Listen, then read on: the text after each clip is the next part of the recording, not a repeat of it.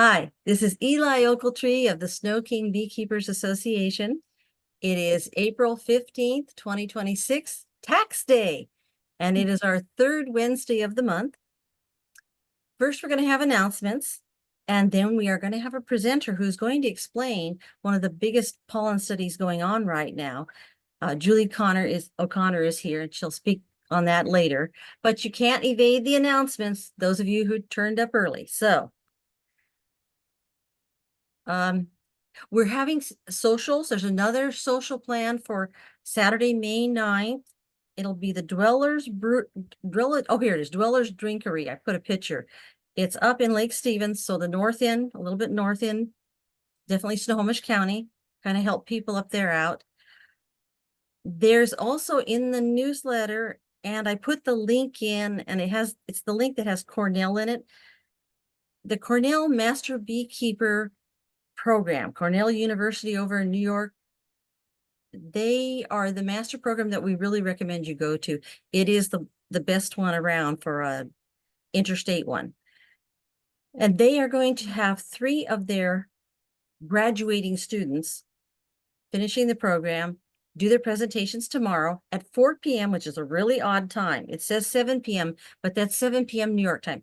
And it's a good time to kind of see what you would do for part of your final.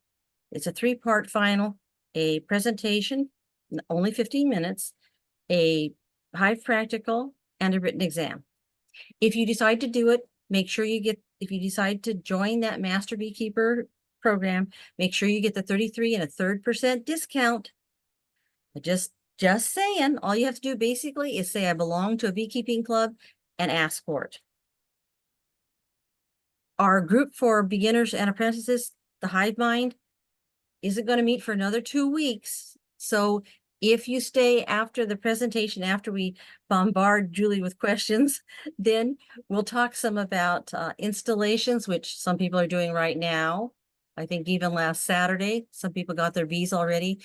And what you're looking for in your first hive inspection, and dead outs, a little bit of dead outs, because some people are doing both. But the Hive Mind is the discussion group where the beginners and the intermediates can meet and have fun talking bees, just talking, free form. Everything's open for discussion. The Trophs is the advanced. Everyone gets together and talks. Journeyman candidates up through master. On the first Wednesdays, May 6th will be the next.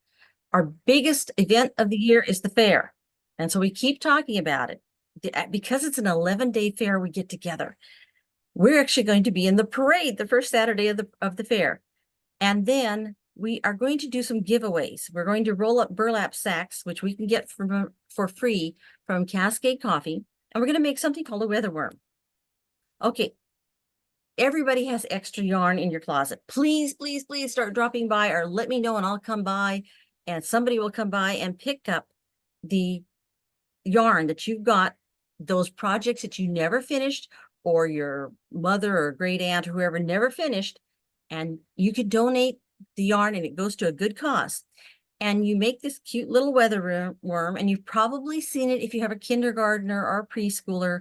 Little bit of yarn braided together with this cute little saying on here, and we're going to give them away. We figure we could easily give away 500 in 11 days of the fair.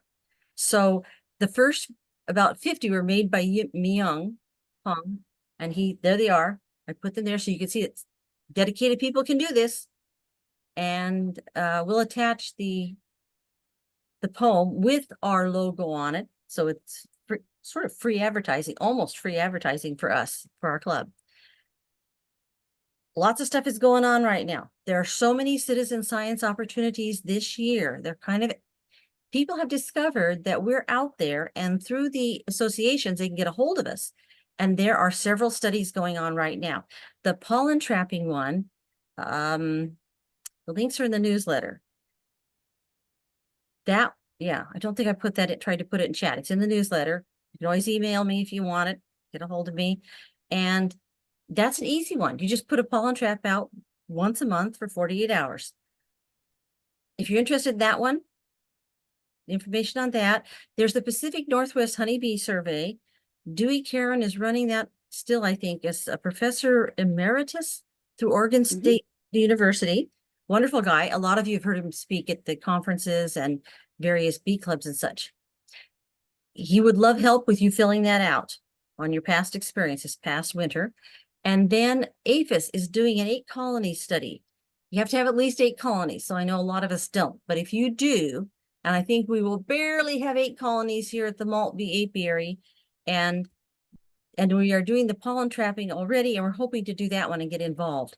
They sample your hives, they give you some feedback, and you become part of a much bigger national survey. Don't forget to register your hives, $5 or $10, and that helps protect you from liability. Curriculum. Huge announcement on curriculum changes, and this one really worries me because we have been under false assumptions now for I don't know how long, but we've had some changes. There's a new education chair, there's a new turnover on the board, and it's important that you understand if you get your beginner certificate, it used to come with a WASBA membership, a Washington State Beekeepers Association membership. I don't think it does anymore. I'm not sure about apprentice. There was an understanding that if you wanted to be an instructor, the reciprocal WASBA master was accepted to qualify you for instructor. That's no longer true. Instead, you must have the journeyman certification. And for some people, this isn't a problem. But if you are thinking of starting the journeyman certification, it is extremely important that you know that it is now a 3 years program from the date of your apprentice certificate earned. Why is that unusual? A lot of people have not bothered to get their apprentice certificate until they're ready to go for their journeyman.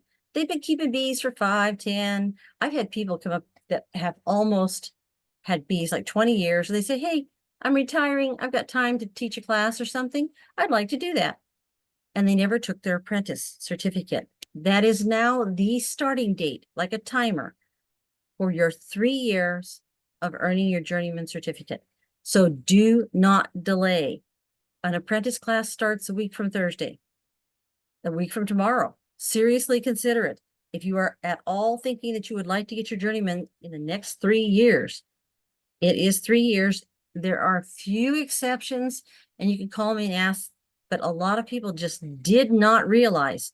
And now it says that journeyman, you will have the full 1,095 days beekeeping experience. If there's a leap year, 1,096 after the date of the apprentice certificate. Your hive log journal can't start before apprentice. Again, some people have had bees for years and never thought about taking the apprentice class. Now it is going to be 730, or if there's a leap year, 731 days of hive log journal after the actual date of the apprentice certificate. So if you haven't taken apprentice and there's any chance you would ever want this, please take the next apprentice class. And I already told you about the Cornell University Master Program. We are going to need volunteers for the Woodinville Lavender Farm. We staff a booth there. It's not every Saturday or Sunday. It's an odd schedule. You can volunteer for whatever Saturday or Sunday works. This is very unusual. Every booth we work at, we are not allowed to sell, except this one. This one, we get a free booth, and you are welcome to come sell your honey, your candles, whatever, while you're there talking to the public about bees. Oh, and here's the actual what you will read if you go to our website, the wasba.org website. These are the journeyman certification requirements or guidelines as they now stand. And please notice the highlighting, because this caught somebody I know unawares just recently. That orange, after successfully completing the WASBA apprentice course. So you must have finished the WASBA apprentice course, take the test. Then you start to keep colonies for at least 3 years. And there might be an exception to that. Maintain a beekeeping journal for a minimum of 2 years. That one, there's no exception to, last I knew. And all of your public service points, for example, working for a club and being an elected officer, are supposed to be after the date of your WASBA apprentice certificate. So I just want everyone to know, because it's catching us by surprise, one at a time. Okay, I think I will stop there. You've got enough announcements. I put two of the links, the APHIS link if you want more information on the 8 colony study, and I put the link for Cornell. And then the other links are in the newsletter. So now, if Julie's ready, I know very little about you except that you're willing to do this and explain this study. And I'm a little confused, so I'm really looking forward to you explaining. There's like the big pollen study and a smaller pollen study, and then you become involved through Oregon State University, through Central Oregon. You'll probably have to introduce yourself, but we really Not a appreciate problem. you being here, okay? Mm-hmm. Okay, great. Okay, I'm going to share my screen.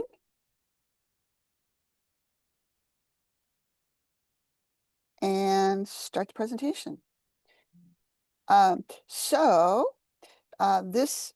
The focus of this research is on honeybee nutrition. And how I got involved is I moved during COVID from the Bay Area up to Central Oregon. And that gave me the opportunity to do something I've wanted to do for a very long time, which is keep bees. And the house that I moved into has has several wonderful flower beds. What I learned was those flower beds were planted for butterflies, bumblebees, hummingbirds, not necessarily for honeybees. And so I went on a mission to try and understand what should I plant that will give good nutrition to my honeybees? Not good, actually, I want great nutrition. I don't want just good. If I'm going to go to this effort, I want it to be great. Okay. And so we're going to talk a whole lot about what I'm learning on this journey, and sort of my deep dive into what we know and don't know about bee nutrition. And the first thing is that attraction doesn't equal great nutrition. Sort of like ice cream to people. If all you ever ate was ice cream, you might really enjoy every single meal, but it wouldn't be the healthiest thing you could do. It wouldn't be a well-balanced, nutritious diet. And bees actually are no different. So I looked at that and said, oh, great. So now I need to find attraction and nutrition, and they're not the same. So the underlying question to this whole project, for me at least, is what should I plant in my bee yard? And that led me to, well, what do I need to know to make these decisions? The first thing is, what constitutes great nutrition? The second thing is, what plants offer those things that constitute great nutrition? Okay. What do I need to know about foraging behavior that affects my choices? And what do I need to know about supplemental feeding during DRS? I'm not going to really talk a whole lot about supplemental feeding. I'm going to focus on the plants in my yard. So let's talk about what is optimal nutrition. And it's a combination of a bunch of things. Carbohydrates, which are the primary energy source. Pollen, which is the primary source of proteins, essential amino acids, fatty acids, lipids, micronutrients, vitamins, and water. And what I found was that there's the plants that we think of as bee plants can have a very wide range of sugar in their nectar or protein in their pollen. We think of cleome, which some people call spider flower, other people call bee plant. That nectar is only 22% sugar. It's highly attractive to honeybees, but it's only 22% sugar. Borage, which is also called bee balm, is 52% sugar. So which do you plant? It turns out bees like borage too, but I wouldn't, if all you had in your bee yard was cleome, maybe you should rethink that. And similarly, the amount of protein in pollen can vary dramatically. But first, we're going to talk about water. Honeybees find water based on smell. Okay, so do you ever wonder why your neighbor's pool is so attractive? It smells. Might smell of chlorine, but it still smells. I started out and I had some water sources right next to my hive, in one case under my hive, and they were like never any bees there. Well, come to find out that that's not unusual, and that if you want your bees to find the water, they should be at least 10 feet away from the hive. Don't put it right next to the hive. They'll just fly on by. Okay. Bees can't swim, so you have to make sure you provide safe landing spots, either rocks or it's a great use for wine bottle corks. Bees can't swim, so make sure you have a place for them to land so that they can sip on the water that's in your container. The other thing is the water has to be consistently available. And when your bees first need water, which is when they're out and about flying, is not necessarily when you turn on the irrigation that waters your lawn or your flower beds. Because at night it could still be freezing, although maybe not in your neck of the woods. Okay. But surely in Central Oregon, it can freeze at night and be 55 degrees in the afternoon.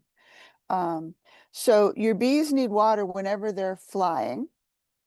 And you need to make sure that the water, so where you want your bees to go to get their water, is a place that you start supplying that water when they first start flying. Because once they find your neighbor's pool, it's really, really difficult to retrain them. They'll just keep going right back to that pool. So keep in mind that you need to have your water sources available when they first start flying. Okay, so now let's get into nectar and pollen. Nectar, the primary energy source, is used to power flight muscles so they can fly, general metabolism. It's necessary for hive thermoregulation because they use their flight muscles for that. It's also necessary to produce comb, and it's a very necessary component of bee bread. There's not a lot of nectar that goes into bee bread, but there's enough. And if you didn't have any nectar and you had a ton of pollen, you couldn't make bee bread. Okay. It stimulates brood production. And if you have a nectar dearth, you will see brood production come to go to a crawl. We know it gets stored as honey. Dehydrating the nectar into honey actually takes a lot of work. So it's sort of a vicious circle. You need the nectar to make the honey, and you need the nectar to provide the energy to make the honey. Anyway, I don't think there's anything super surprising here other than a lot of people don't realize that you won't have good comb production if you don't have an abundance of nectar.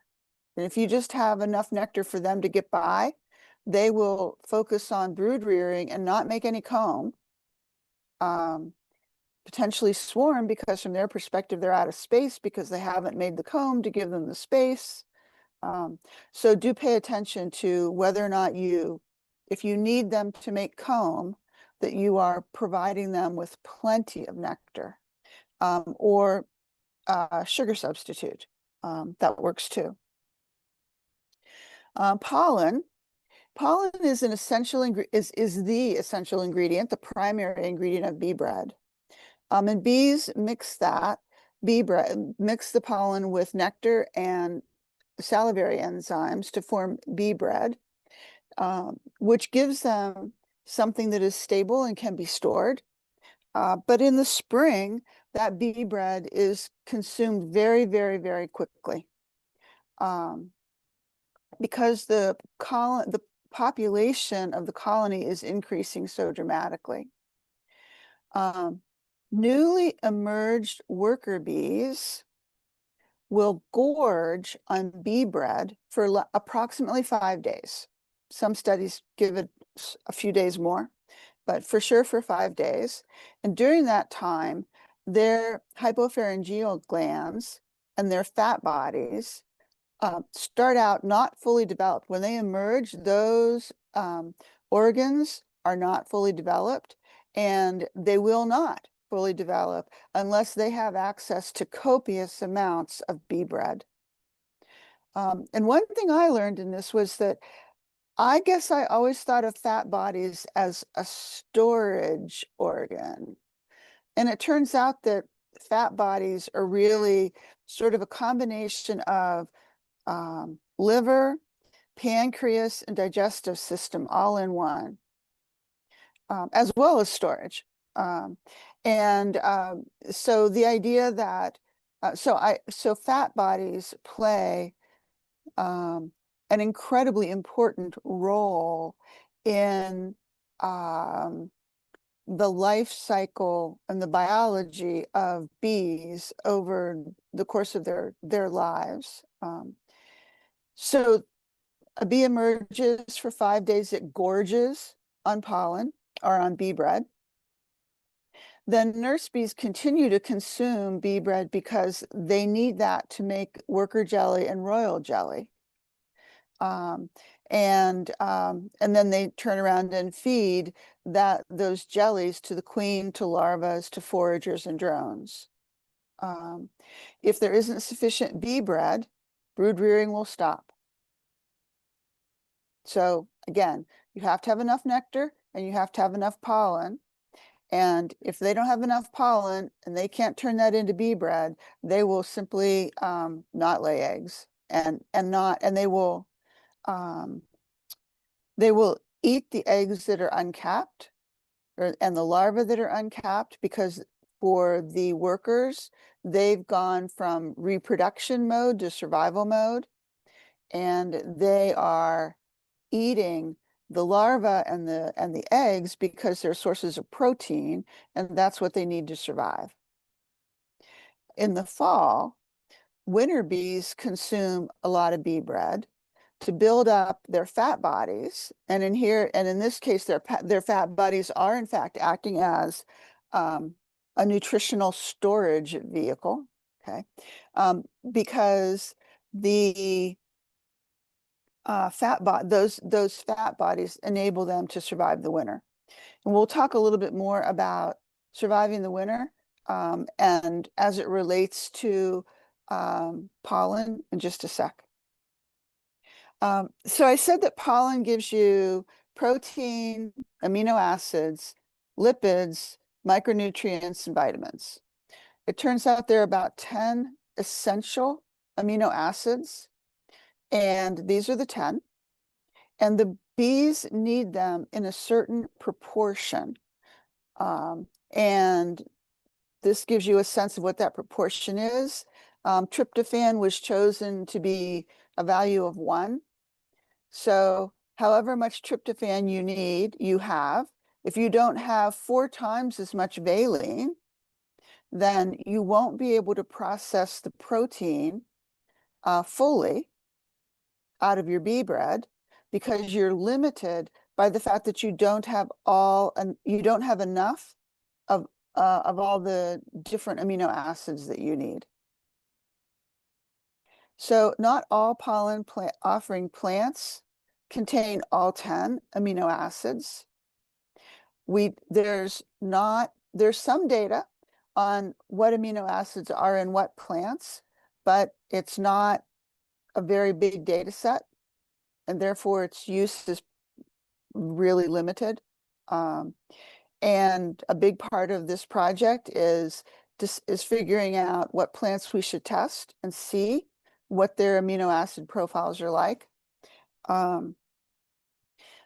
But the answer today, given that we don't have those test results, is that you want to make sure that you've got multiple different plant species providing pollen to your bees at any point in the season, so that if any one plant is deficient, hopefully you've covered for that deficiency in another plant.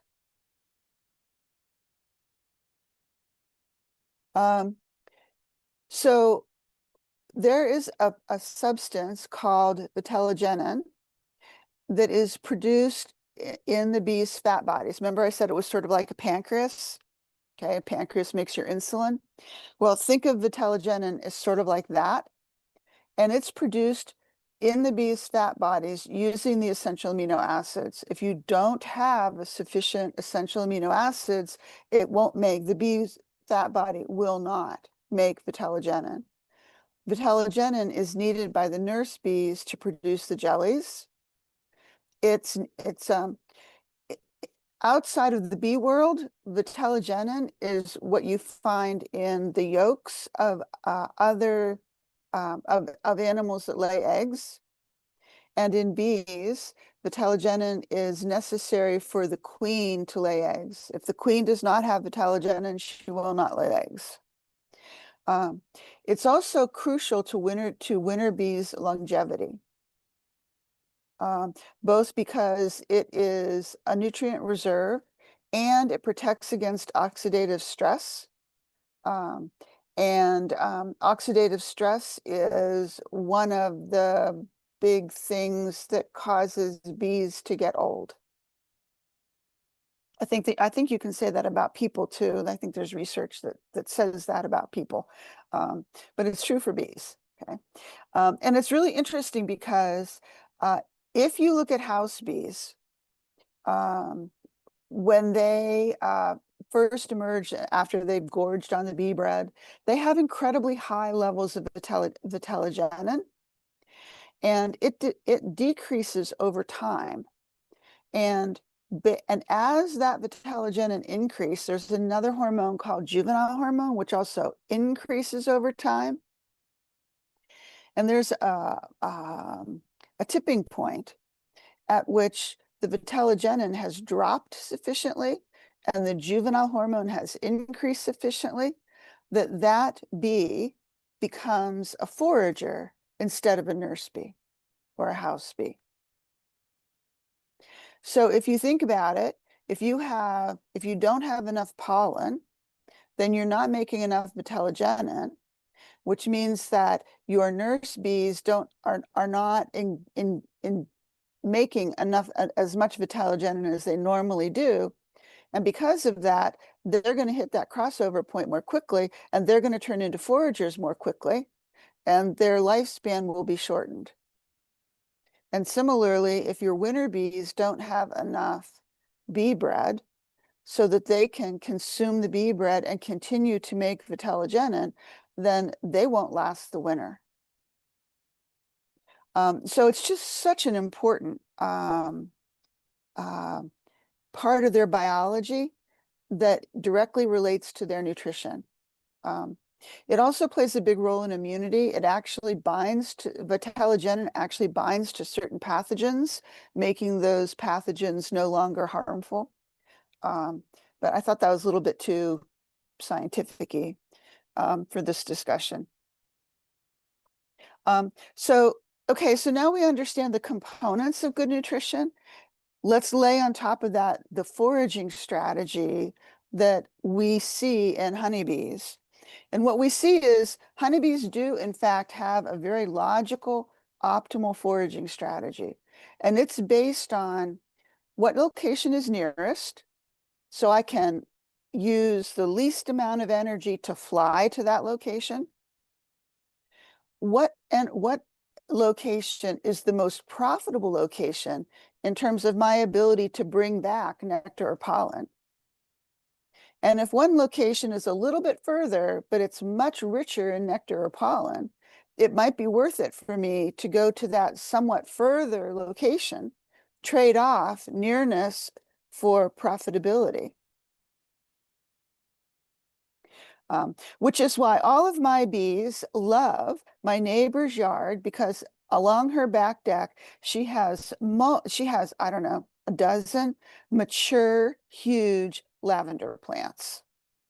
And the good thing is she loves my bees, so she's okay with having hundreds of bees all over her lavender plants all summer. Thank God.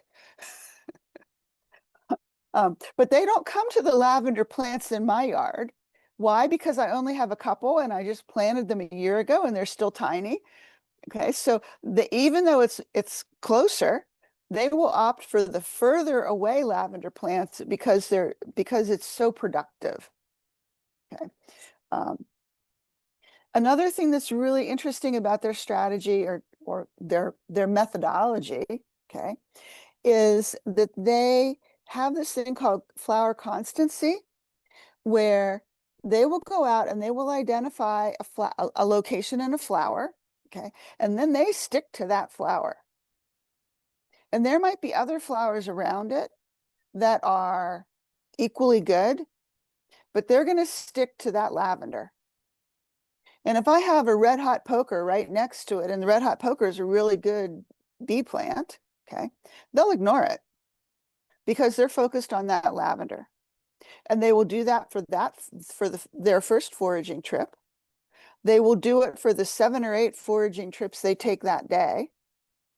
The next day, 90%, 70 to 90% of the bees will still go to that same lavender.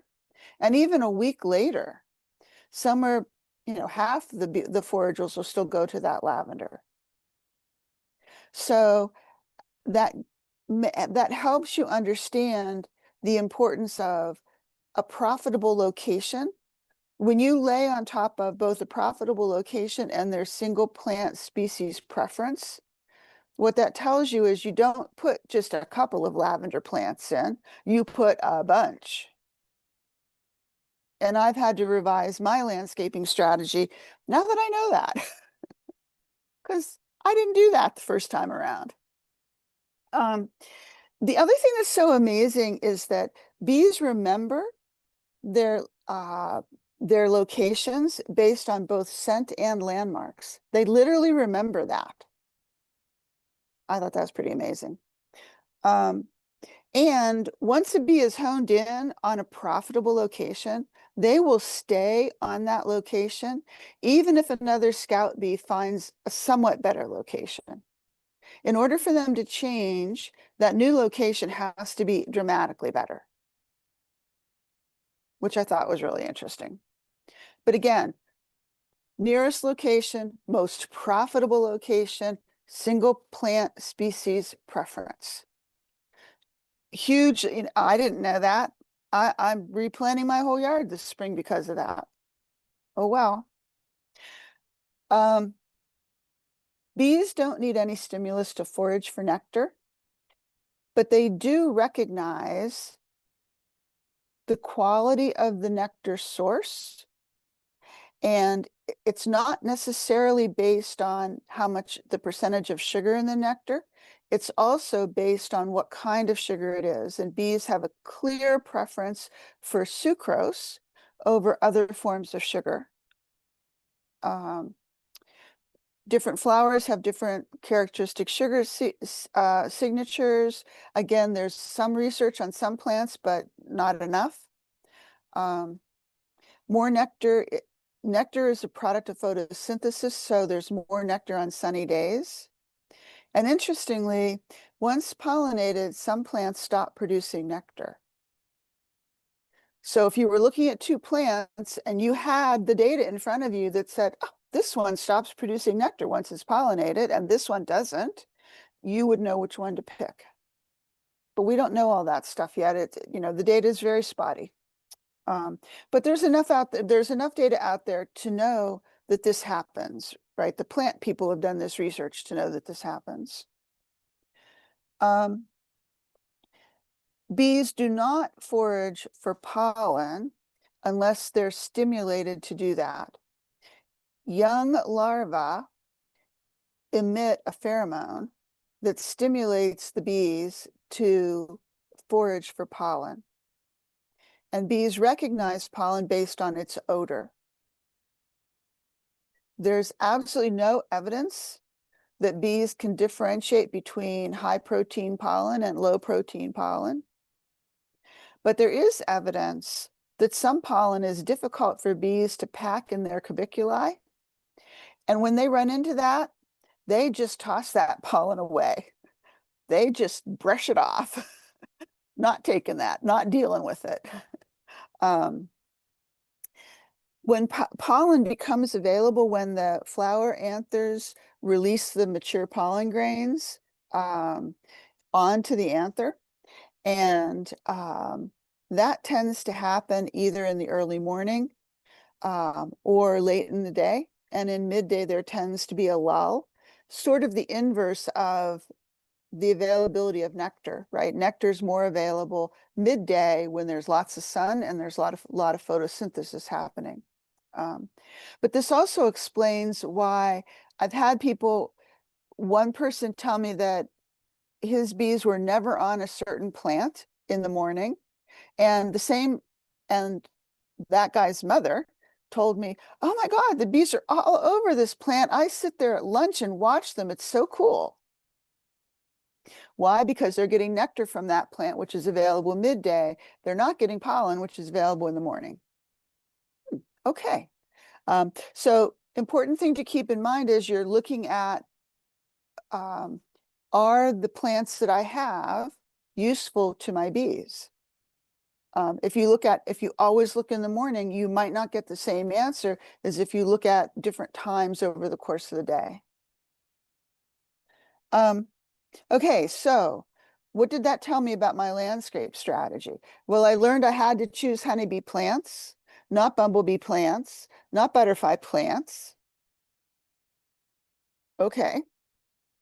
I want both attraction and nutrition. I need to have large plantings of the plant species that my bees find to be attractive, so that that becomes a profitable location with good flower constancy. And I absolutely have to have diverse sources to give good nutrition, because so far no perfect plant's been identified. And that perfect plant doesn't necessarily bloom from, early April or late March until middle of October. Um, so, and then ultimately, I also found that nutritional data on plant species is very limited and inconsistent, sometimes inconsistent. And obviously your strategy has to address the whole season. So, okay, I know a lot more now. I think I can make better decisions. What's the next step? The next step is to figure out the list of plants.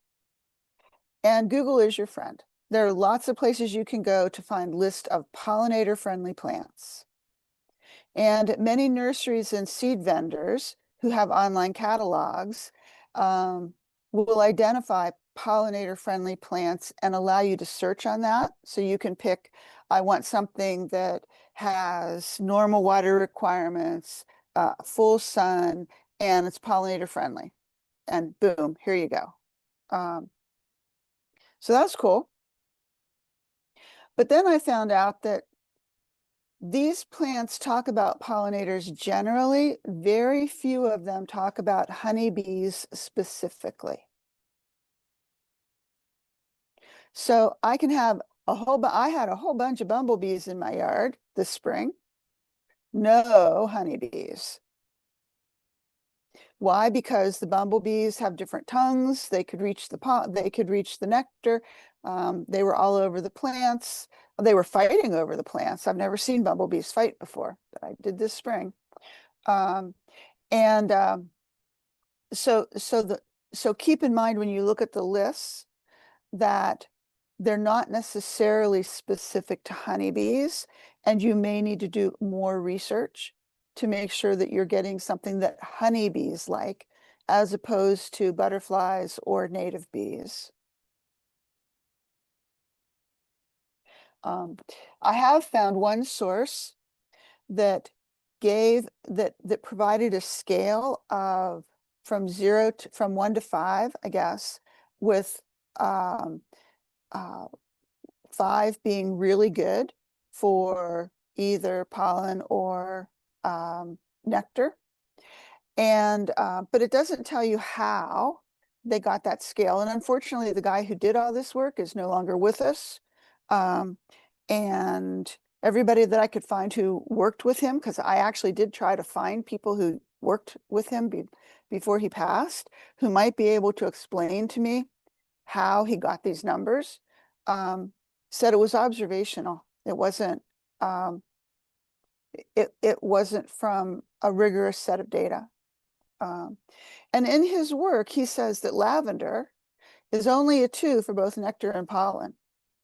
But we all know how attractive bees are to how attractive lavender is to bees.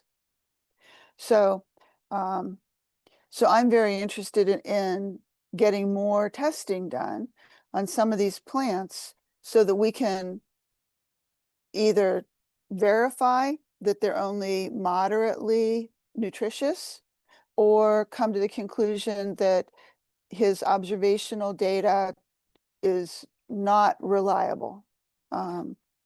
Anyway, that starts to get into the project. Okay, so just beware of these lists. And there's just a ton of information that you'd like to have, but you don't. And so that gets into why we're doing this project. We're doing this project because filling in that missing information requires a lot of analysis, and analysis is not free. It requires both people, as you guys just talked about your being a citizen scientist and collecting pollen. Somebody's going to have to go out and collect pollen on these plants so that we know that it is in fact the right pollen from the right plant. And then it takes a lot of equipment to do this analysis. And you may think, well, OSU and WSU, they have this equipment. Why is that a problem? And the answer is it's not a problem to use the equipment. It's a problem to pay for the use of the equipment. The universities charge the different departments for their use of expensive equipment, because the university has to pay to put that, to rent, right? That equipment has to sit in a room that the university pays for. That equipment needs to be maintained.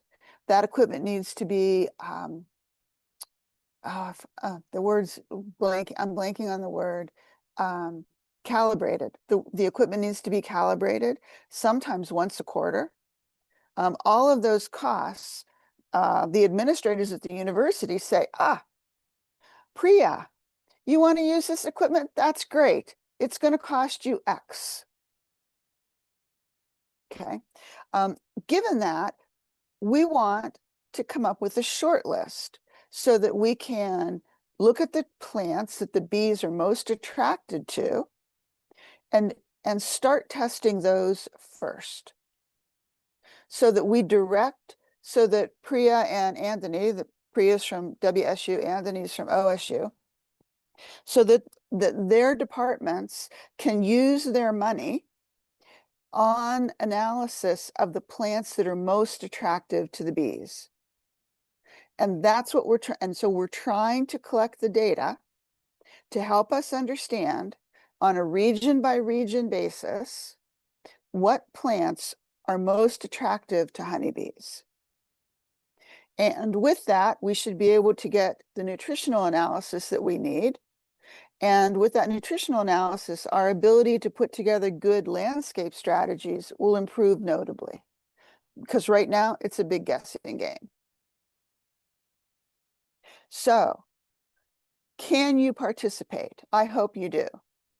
How hard is it for you to participate? Not hard at all. There's an app for that. Okay. And the project uses an organization called iNaturalist. It's iNaturalist.org. Or you can, I actually just have it on my phone. It's available for both iOS and Android. It integrates with my camera. And I can easily use my camera to use the app to submit observations, Or I can submit observations using my computer later. Some people prefer that. Either way works. Is it a big time commitment? No. You can record as often as you like, or as infrequently as it works for you. Obviously, the more data we get, the better. But part of the goal is to not make this burdensome. So if you're out in your bee yard today, and you're out in your bee yard tomorrow, and you want to take and look at and take pictures both days, go for it. But you only need to do it once a day. And you're only going to do it once per day, per plant species, per location. If you have multiple bee yards, your house, and then maybe your brother's house down the road, a couple miles away, you can do pictures at your house, you can do pictures at your brother's house. But if you only have one bee yard, which is me, I would only do one picture per plant species per day. I would take a picture of the plant, and then I would answer 3 quick, and when you open the app, as long as you give the app access to locations, the app will automatically know where you are and record that. It actually finds my exact address. So you don't have to enter that even, right? You take a picture of the plant, you answer 3 quick questions. How many bees were visiting the plant? Only a few, some, or a lot. It gives you guidelines, okay? Were the bees collecting pollen? Yes and no. What color was that pollen? And you hit submit, you're done. Pretty quick. Okay. If you have, don't be overconfident. I have some apple trees. If you're not sure, I have pick the highest level. Right? You can Brayburn and Honeycrisp, which is any flowering plant. I would, and the reason why you can do that is because both. There's a whole group of plant people, and when I went in, who are going to look at our data, notes say, "Yep, she got that right," and I would note because she missed that one. The app is going to recognize them both. So if you're not sure. Domestic, don't worry about it. Malus domestica. Don't let that be. And in the notes, I would put Brayburn for one of them and Honeycrisp for the other. That's it. Okay. Questions. And then the plant people. And I'm going to stop on the other end of my screen. Would know that, and they on the back end of the database would capture that data. Okay, but we're sort of stuck with the taxonomy that iNaturalist has, and it doesn't necessarily have the multiple cultivars. That's okay. Just that there's a notes field, you can put it in the notes. Okay. You can also look at the same plant over several days to see how its attractiveness changes, right? The more data you submit, the stronger the database becomes. On the other hand, if this becomes a burden to you, you won't do it. So don't let it become a burden. What details do you need? You download the app. You do have to create an account. It's free. There is a menu from which you can select projects, and you're going to select nectar and pollen plants of North America. Most of the today, I would say 99% of the participants are in the Pacific Northwest. We don't want to discourage people outside of the Pacific Northwest from participating, so we called the project North America instead of Pacific Northwest. Oh well, we'll get there. Anyway, you select that project and you hit join. Slightly different if you're on a computer, but that's all you need to do. It's not hard. You're just looking for this project. And we already talked about a little bit about how to make the observations. I put this in here at this detail level so that you could come back to this presentation when you have the app in front of you, and reference these slides if you're struggling to figure out how to get on. OSU and WSU really want us to take 4 pictures: the flower, the foliage, the leaf, a profile, and the whole plant. I must admit, I don't usually do that. It's just, if I can do 2 of them, I'm happy. The reason why they ask for this is that they want to make sure that they're categorizing the plant correctly. And so that's obviously the next question. What if you're not sure the name of the plant, the exact name? Okay. Let the app help. It's got great AI. It will look at your picture and it will suggest to you what it thinks it is. Okay. You're going to focus on the species, not the cultivar. Okay. You can put the cultivar in the notes. I was just going to talk about forage. I know that the dogwoods are out, but I'm not sure the bees really use them. Somebody else take a picture and send it to the iNaturalist. The big leaf maple is going strong. Oh my goodness. I know I'm Maple Valley, driving through the highway through Maple Valley. I know why it's called Maple Valley. The willows, I think, are still going. And the elderberries. Jen or somebody was talking about planting elderberries. Yes. And if you don't know what it is, it's kind of one of those kind of shrubbier under things in this area. And the berries are mostly red of the wild ones. I think the blue is also, we always only canned the blue when I was a kid, but I think the red is used by wildlife and the bees love it. It's one of those groups of flowers.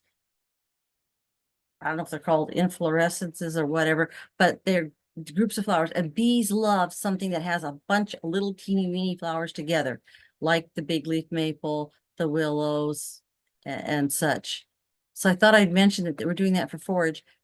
I was going to talk a little about what people are seeing in their hives and what they're doing. Okay, I think the high today was supposed to be 30, was it 38 today? 48? It was low again today. I think 48. Back down. The hail, everybody mentioned sleet. A lot of people mentioned sleet and hail. Hit a lot of us. Enough that the road was white when I was driving through the hailstorm. But it's that cold. People say, well, the bees aren't really taking the liquid feed. If you have that problem, I feed both. And this is one of the years that I fed both. I literally fed the liquid, and then I put the liquid on top of the inner cover on top of the brood frames, right? And then I cover all the liquid feed with that outer hive box, then put the insulation on top, then the telescoping lid. But I also found, and it was actually a couple of years ago that I discovered that I was lazy. What I did was I left my dry feed there. And when it got too cold, like this last 24 hours here, where it went down to again, close to, it was 30s again, below 40 and at night, and they really don't like taking liquid feed at night if it's below 40 in my area. So, but they will come up and they will take the dry feed sometimes. They can I don't know if the liquid feed doesn't flow or it's too cold for them or what it is, but, and I actually, when I installed packages, I just put the fondant that I had left from the winter and I put it under the inner cover right where they could get to it. That's basically a dry feed. It's a little bit of moisture in it. And I want to see if they take it, because sometimes the weather will hover here and it'll keep going back and forth with these cold winds that are coming down. And then I put in some slides. I, I don't know what people are mostly interested in. Some people are newer. Some people have been keeping bees for a while. And the weight reduction strategies, a lot of us can't lift. And so going to Westerns, here's a stack of 4 Westerns. No reason you can't use Westerns for your brood boxes. That's what some people go to. Here's an 8-frame deep. Okay, you've got all your deep hives and you've got honey and you've got brood frame. It's in deeps. You can go ahead and use those and just change the size of the box. Go to 8 frames instead of 10. Okay, you can lift your deep frames, but you can't lift the whole boxes. A lot of people are going to the long hives. And if anybody knows somebody who's making a good style, a good type of hive, let me know. I'll put it in the newsletter.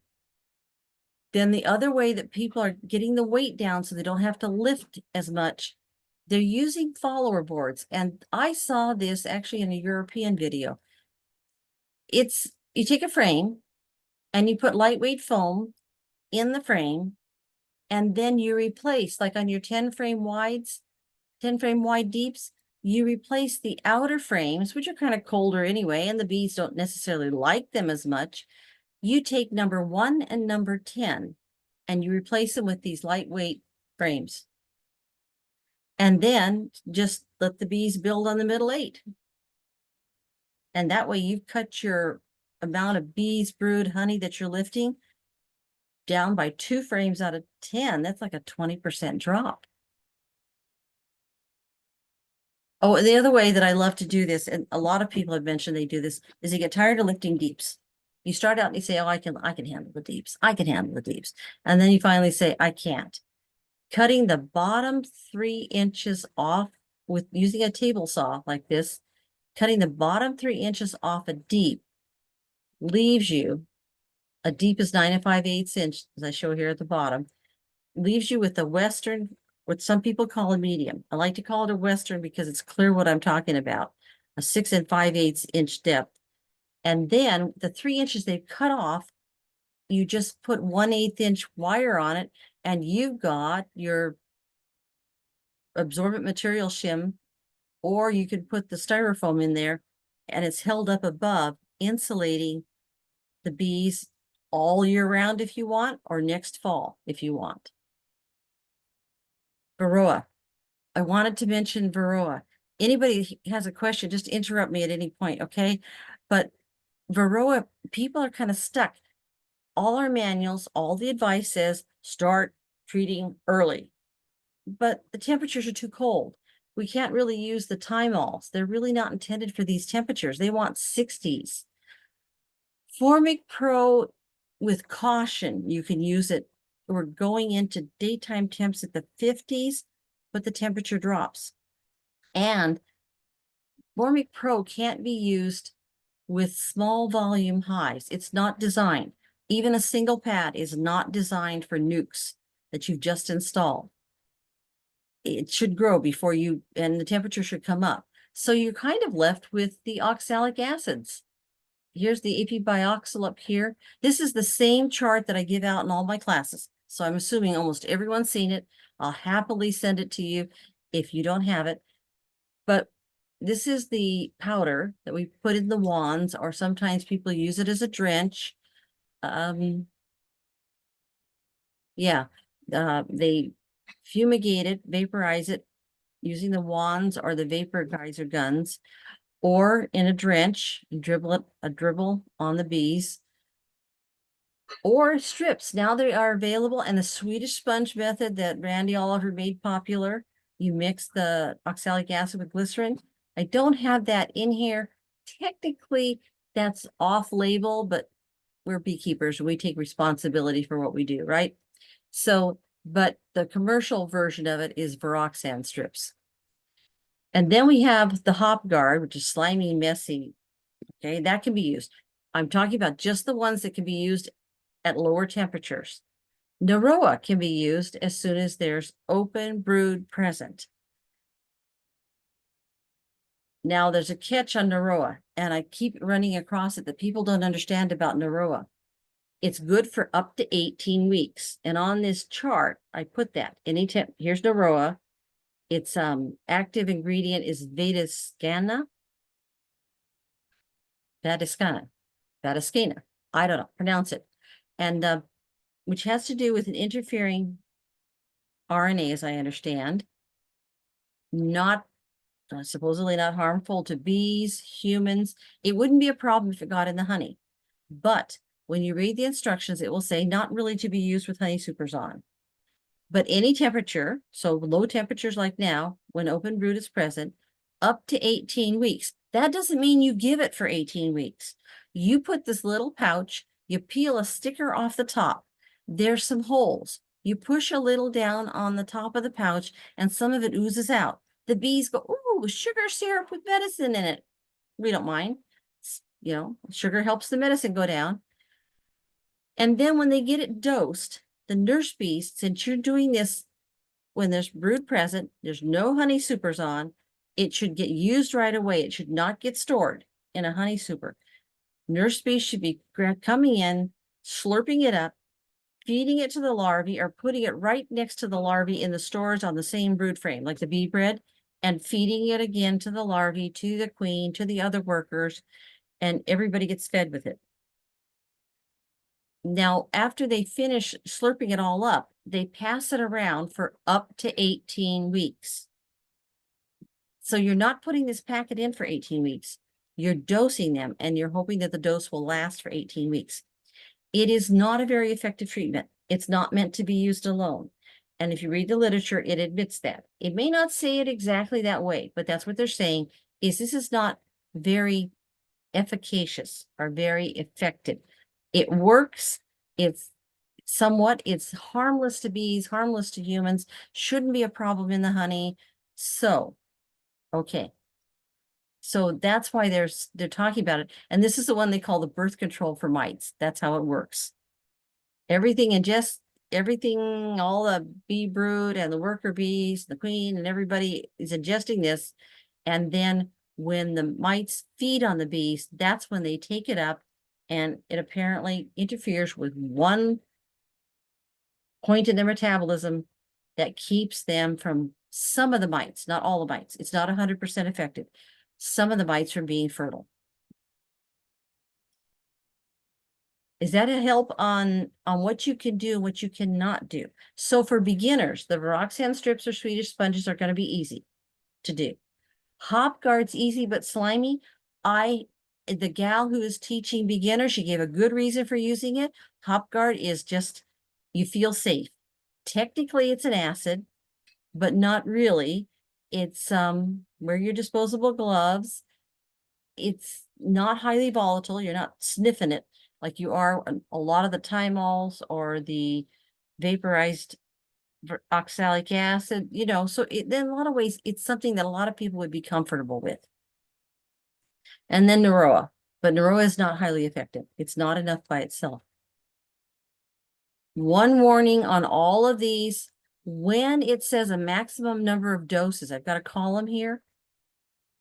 I'll warn you that if it says something like Hop Guard, it says up to 4 times per year, and you can do it back to back, 14 days with one set of strips, then put a new set in back to back.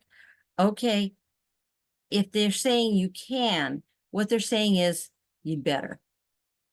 So organic, good treatments, good for the environment, better for us, better for the bees, are often the ones we have to repeat.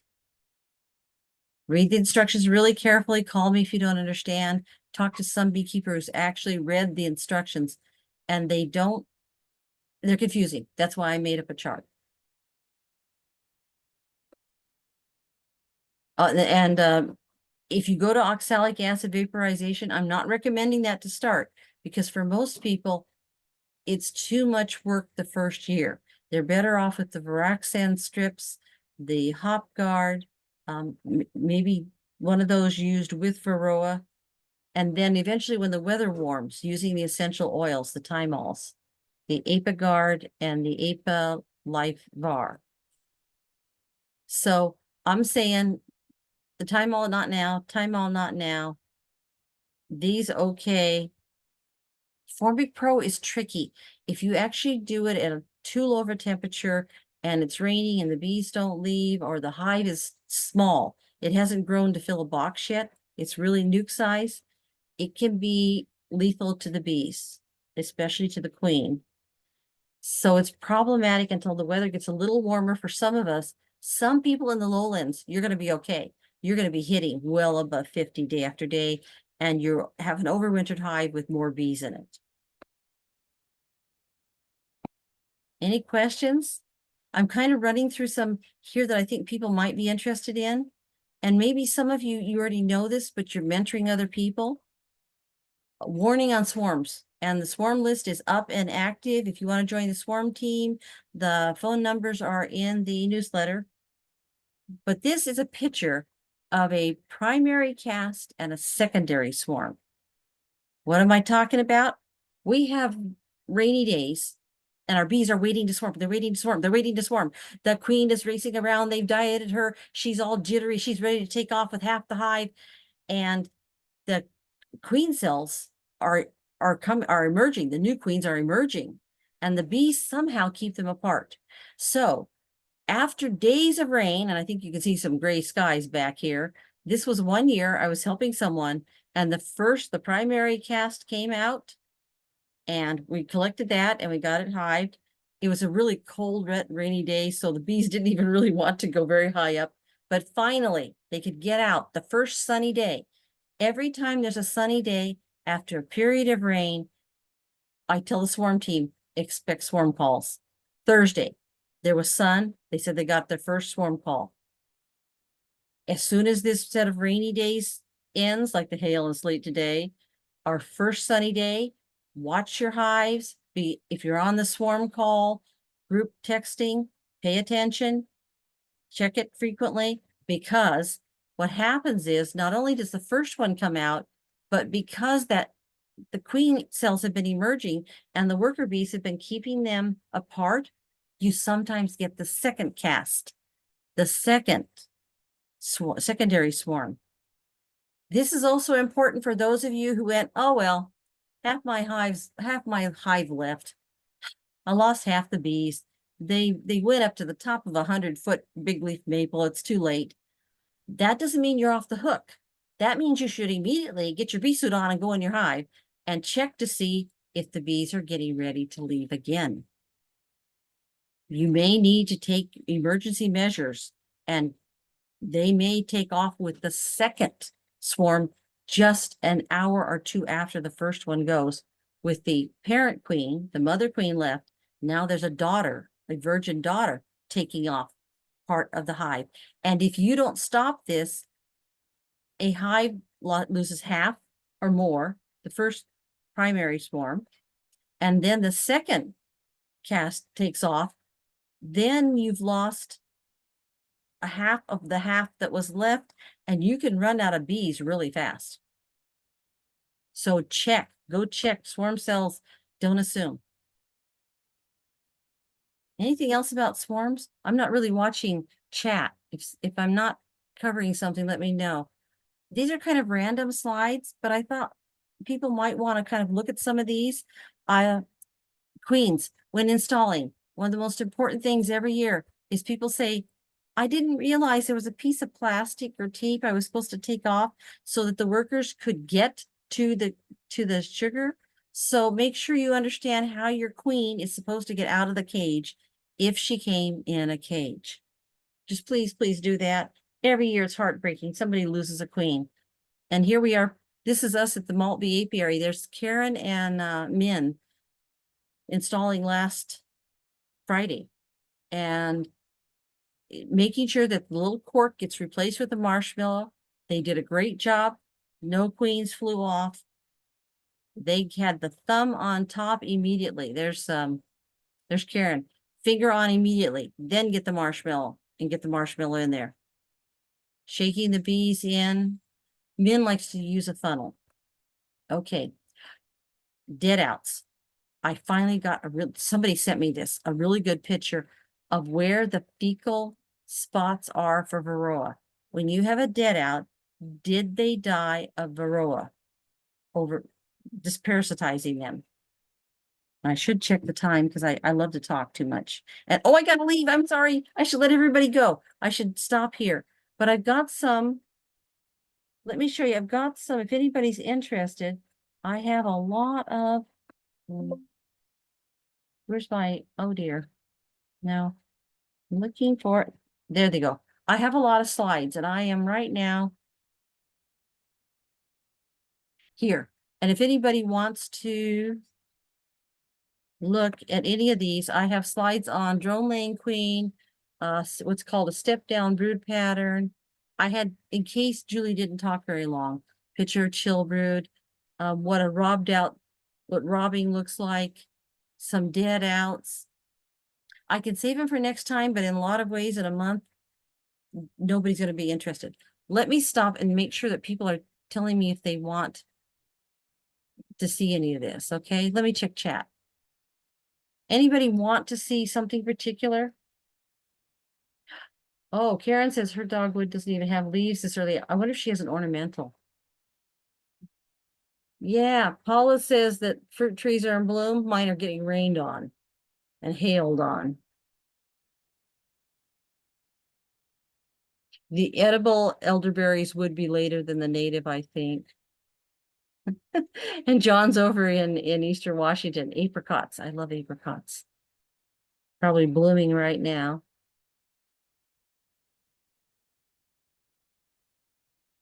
And then John is on the east side of the mountains, and he says that sugar water freezes faster than regular water. So insulating the top feeders is important. Yeah, and closing and insulating. Sugar water doesn't, no, it doesn't freeze faster, but it 1-to-1 is not that strong a solution. Oh, somebody did do the Formic Pro and did it the first 3 or 4 days. If you can get the right temperature for the Formic Pro, the first 3 or 4 days, and it's a big enough, yeah.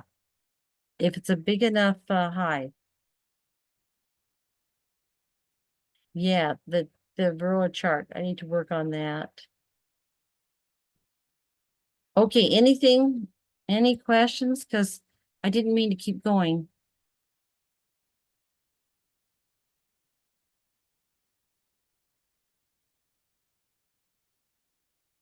Maybe we'd rather talk. I'm sorry. Let me stop sharing. If people